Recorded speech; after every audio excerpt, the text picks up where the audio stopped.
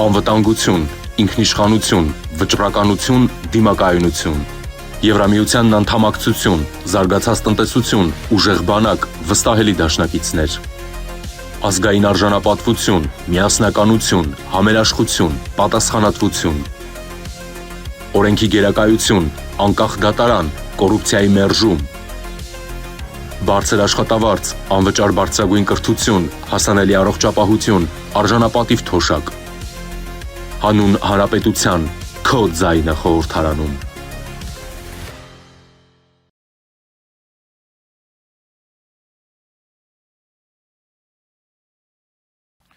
Ազգային ժողովի մեծարգո նախագահ, հարգելի գործընկերներ,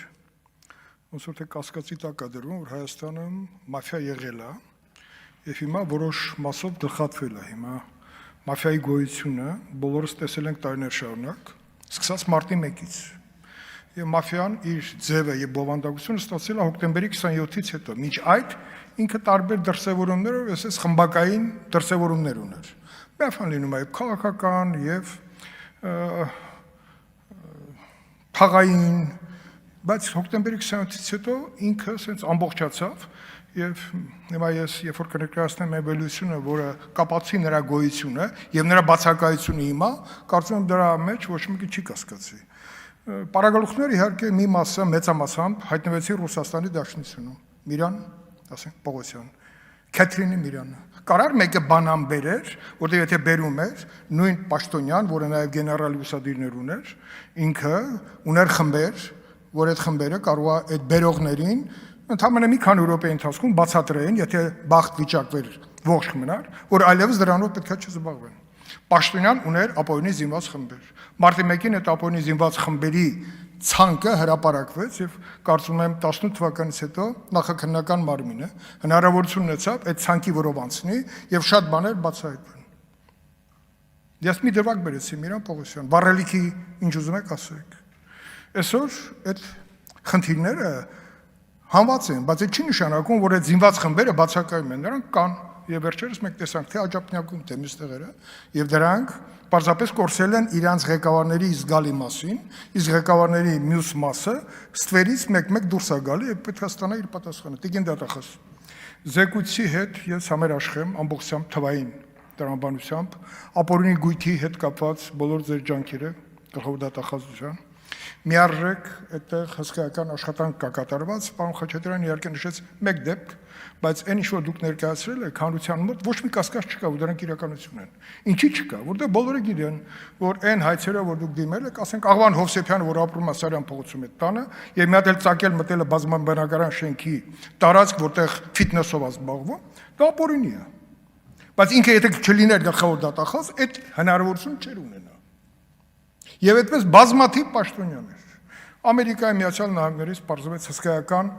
գումարային տեղաշարժ կլինի դեպի Հայաստանի բյուջե, Գագիկ Խաչատրյանի։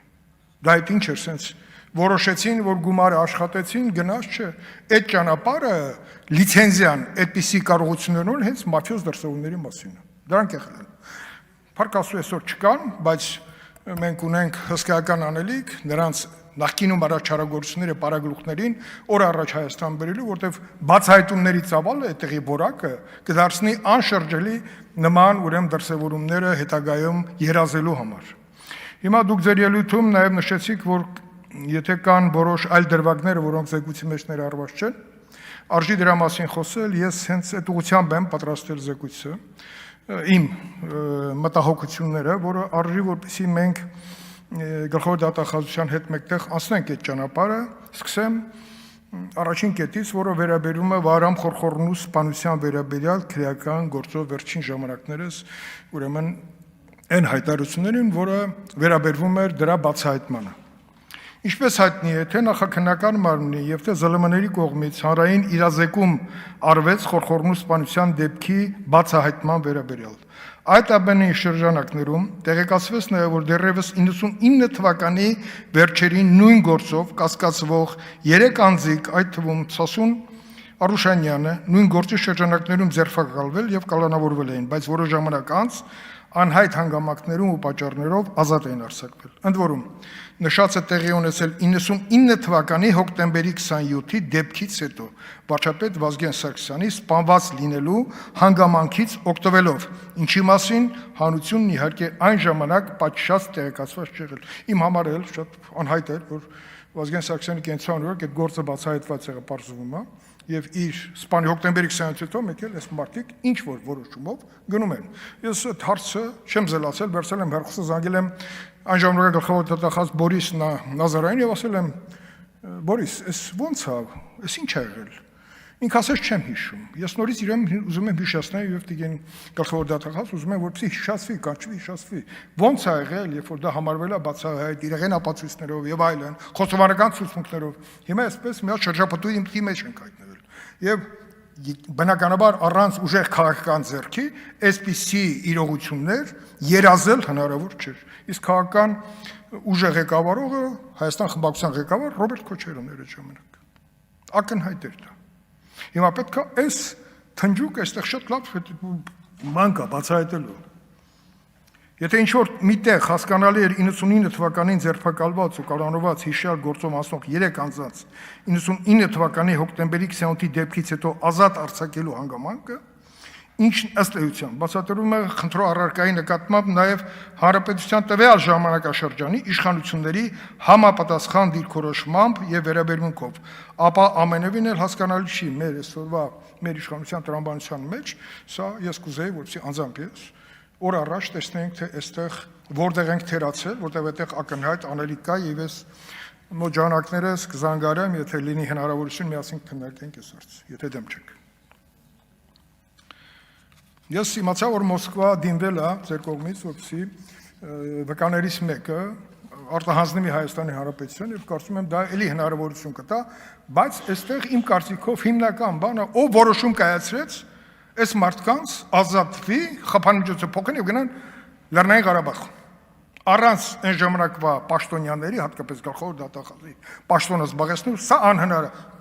առավել եւս առանց քաղաքական որոշում ունենալու։ Դատախազության 25 թվականի տարեկան աշխատանքի զեկույցում գրեթե անդրադարձ չարվեց 99 թվականի հոկտեմբերի 28-ի ոչռագործության դեպքին, տիտին գլխավոր դատախազը, անցյալ անգամ եմ հարցրել, 27-ի հետ կապված կան այսօր վկաներ Ալիկ Հարությունյան, Նայիրի Բադալյան, Սամվել Ուզունյան, որոնց օր առաջ Հայաստանում լինել, որ տարիների ընթացքում եւ հիշողություննակորում այդ մարդիկ կարող է պարզապես ինչպես շատ վկաներ ֆիզիկապես գոյություն չունենան եւ մենք բացահայտման տեսանկյունից կարող է այդ հնարավորությունից զրկվենք։ Ես տվեցի ընդհանրապես մի քանի անուններ։ Հիմա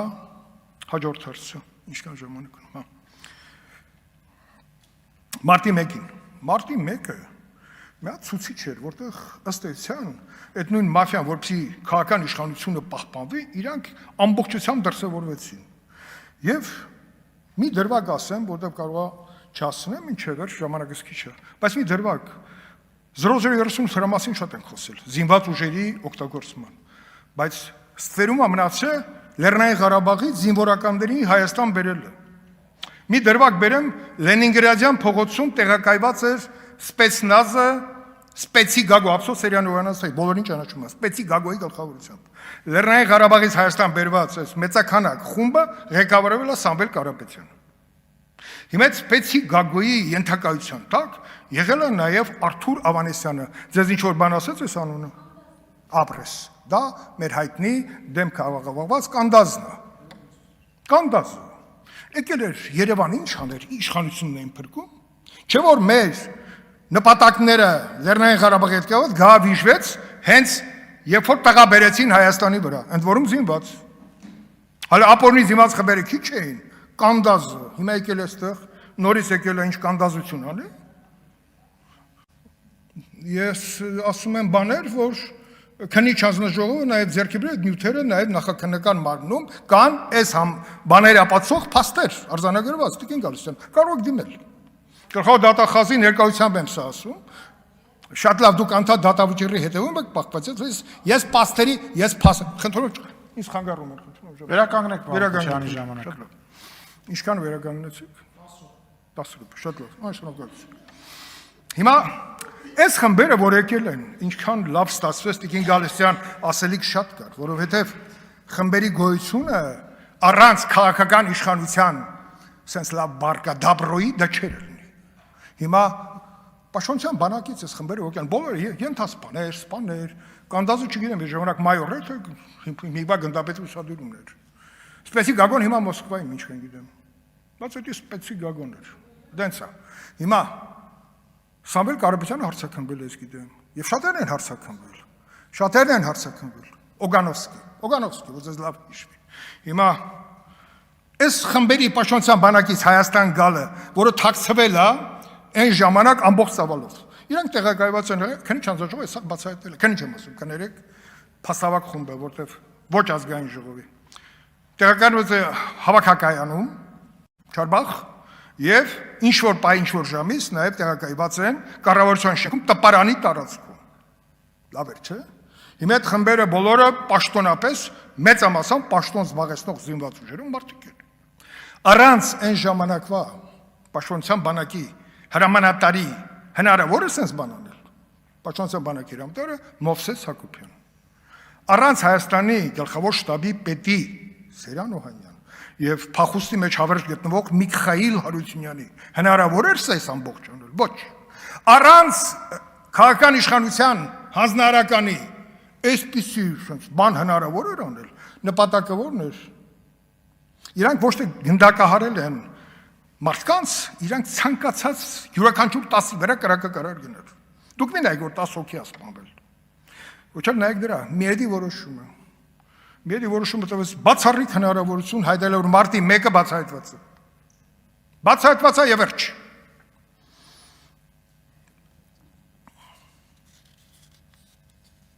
Հիմա ես խնդրեք Տիկին դատախազ նախաքննության նյութերում այն ինչ որ ես ասում եմ, ես տիրապետում եմ տեղեկատվությանը այն ժամանակվա մեծ տրված միջազգային մանդատից եւ այդ լիազորություններից, որի ուղղությամբ ամեն ինչ արել են, խոչընդոտ արել են, որ փաստավակ խումբը որևէ տեղեկություն չկարողանա ունենալ։ Հաջողվել է։ Դա հիմք հանդիսացավ նաեւ միեդի որոշման մեջ այդ նյութերը ներառելուն, որը հիմք հանդիսացավ նաեւ միեդի կողմից, ասի, որ այս ամենը դարձել է իրականություն քաղաքական իշխանության բաց թողության կամ հանձնարարականի միջոցով։ Դա հիմա ինչ ենք անելու մարտի 1-ին, պետք է բացահայտված է, նշանակում է իհարկե դետալացվի, բայց մեծ համացան բացահայտումը կապված է, որ եղել է որոշում անել ամեն ինչ իշխանությունը, բայց օգտագործել ցանկացած ռեսուրս, թաղային խուժանին, ուրեմն բաներին, փողը լա բաժան, ամեն ինչ եղել է։ Հիմա այսօր չկան դրանք եւ